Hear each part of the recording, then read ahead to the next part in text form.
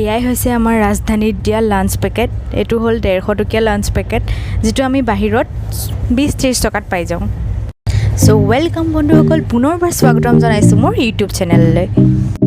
মই আছোঁ এতিয়া ডিমাপুৰ ৰেলৱে ষ্টেচনত আৰু সময় হৈছে ৰাতি 11:45। এটা বিশেষ কাৰণত মই আৰু মোৰ হাজবেণ্ড দিল্লী যাবলৈ ওলাইছোঁ। দিল্লী আমি যাম ৰাজধানীত, আৰু মই কেইদিনমানৰ কাৰণে কুকিঙৰ ভিডিঅ'সমূহ দিব নোৱাৰিম, তাৰ বাবে মই আপোনালোকৰ ওচৰত ক্ষমা বিচাৰিছোঁ। এতিয়া আমাৰ ট্ৰেইনখন ডিমাপুৰ ষ্টেচন আহি সোমালেহি।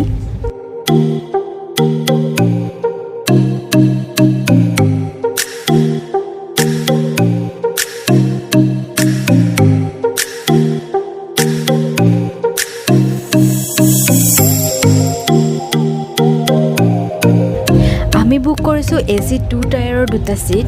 এয়া আহি গ'ল আমাৰ ডবা। এতিয়া আমি ট্ৰেইনত উঠি লওঁ, তাৰ পিছৰখিনি মই আপোনালোকক দেখুৱাই আছোঁ।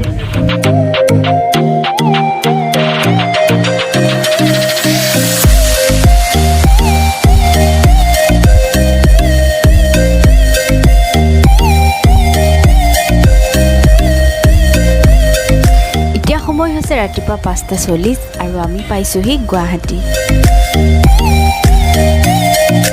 এয়া আমাক ৰাতিপুৱা 2 কাপ চাহ দিছে।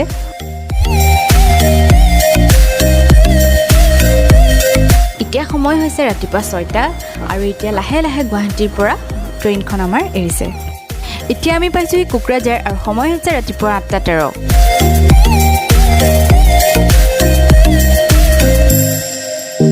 এতিয়া আমি কৰিম ব্ৰেকফাষ্ট আমি কিনি নাখাওঁ ইয়াৰ পৰা। চাওঁচোন আহক আমাক ঘৰৰ পৰা কিনো দি পঠাইছে। এয়া আমাক দি পঠাইছে ৰুটি এয়া মোৰ কাৰণে দিছে, আৰু এয়া দিছে হাজবেণ্ডৰ কাৰণে, আৰু এয়া দিছে আলু ভাজি, আৰু আলু ভাজি দুভাগ কৰি দিছে, আৰু এভাগত আছে জ্বলা আৰু এভাগত জ্বলা নিদিয়া, কাৰণ মোৰ হাজবেণ্ডে বহুত বেছি জ্বলা খায়। এতিয়া আমি ব্ৰেকফাষ্ট কৰি লওঁ আৰু তাৰপিছত পিছৰখিনি মই আপোনালোকক আকৌ দেখুৱাই আছোঁ। এতিয়া মই ৰাজধানীৰ ছেকেণ্ড ACৰ সুবিধাসমূহ আপোনালোকক মই দেখুৱাওঁ আহক। এইকেইটা হৈছে আমাৰ ছিট।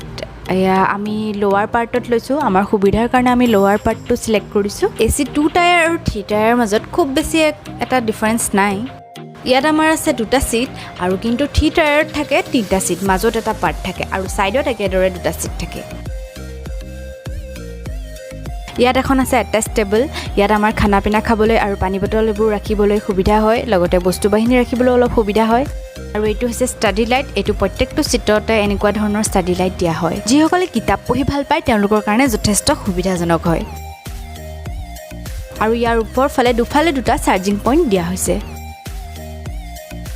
এতিয়া আহক মই ইয়াৰ টয়লেটটো এবাৰ দেখুৱাই দিছোঁ আপোনালোকক। এইটো হৈছে পানীৰ টেপ, আৰু লগতে এইটো এটা হৈছে হেণ্ড ৱাছ। ইয়াত মই ইমান এটা চাফ চিকুণ দেখা পোৱা নাই। যিহেতু মানুহে ইমান টকা খৰচ কৰি ইমান দূৰ জাৰ্ণি কৰে, চ' ইণ্ডিয়ান ৰেলৱে ইয়াৰ ক্ষেত্ৰত অলপমান গুৰুত্ব দিব লাগে বুলি মই ভাবোঁ।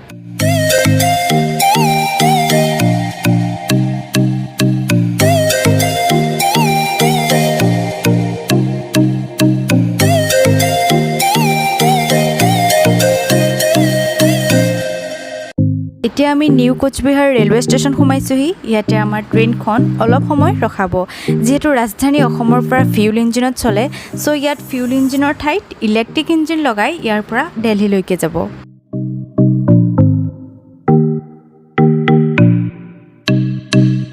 আমি দুপৰীয়া খাবৰ বাবে কিবা এটা অৰ্ডাৰ দিছিলোঁ, চ' এনেকুৱা 2টা পেকেট আমাক দি গৈছে। ইয়াৰে পাৰ প্লেটৰ প্ৰাইচ হৈছে 150 টকা আৰু টোটেল প্ৰাইচ হৈছে 300 টকা।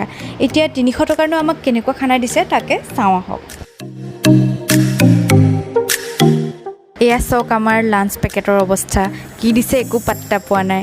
আমি অৰ্ডাৰ দিছিলোঁ ৰুটি আৰু চলে চব্জি, কিন্তু চব মিক্স হৈ গ'ল। দুপৰীয়া যিহে খানা দিলে, এতিয়া আৰু ৰাতি খাবলৈ আমাৰ দুয়োজনৰে অলপো ইচ্ছা নাই। জাষ্ট ভোক মাৰিবলৈ মাত্ৰ আমি এটা ডিনাৰ পেকেট ল'লোঁ। ইয়াত আমাক দিছে অলপমান ভাত, দালি, চব্জি, 2খন ৰুটি আৰু এটা আচাৰৰ পেকেট। ইয়াৰ টেষ্টৰ কথানো কি ক'ম, দিনৰ দৰে ঠিক একেই।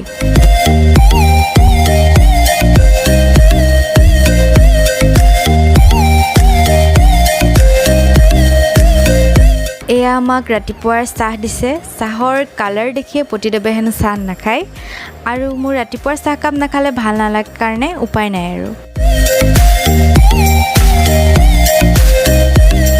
অলপ সময়ৰ পিছতে আমাক ব্ৰেকফাষ্ট দি গ'ল ইয়াৰ প্ৰাইচটো হৈছে 60 रुपीस এতিয়া 60 रुपीसতনো আমাক কি দিছে চাওঁ আহক এয়া চাওক ইয়াত আছে দুখন ব্ৰেড এটা অমলেট আৰু এটা হ'ল টমেটো কেচাপ বন্ধুসকল বিশ্বাস কৰক ইয়াৰ টেষ্ট একেবাৰে বেয়া আপোনালোকে যদি কেতিয়াবা ৰাজধানীত জাৰ্নি কৰে তেতিয়াহ'লে টিফিন কেৰি কৰি আনিব কিন্তু ইয়াত নাখাব বন্ধুসকল এতিয়া আমি পাইছোহি মুৰাদাবাদ জাংচন আৰু ইয়াৰ নেক্সট জাংচনটোৱে হৈছে দিল্লী এতিয়া সময় হৈছে 12:56 আৰু আমি দিল্লী পাবলৈ মাত্ৰ 7 কিলোমিটাৰ বাকী আছে এতিয়া আমি নিউ দিল্লী ৰেলৱে ষ্টেচন পাই গ'লোহি আৰু আমি এতিয়া ইয়াতে নামিব লাগিব